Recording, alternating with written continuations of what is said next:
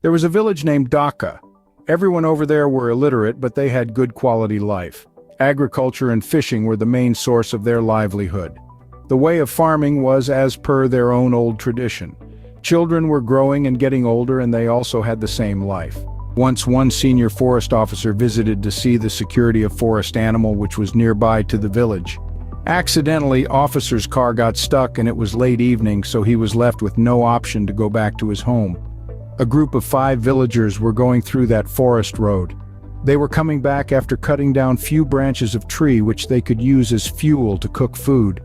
The forest officer saw them and asked for help, and also asked them not to cut trees as this is the shelter of those animals which are getting vanished.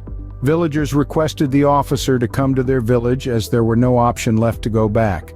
Officer stayed there for the night and talked with villagers. He understood that this village was left alone for so many long years. It impacted their education and everything. That's why even at this time they were not introduced to roads, hospital, fuel, and all available facilities. At the time of dinner, they offered him dinner, and it was really delicious. This time, the officer Chandra realized that these people have all the quality to live a better life. They have good and fresh organic food. They are well acquainted with forest and nature. They had their own culture. Villagers also performed some cultural dance in front of the officer.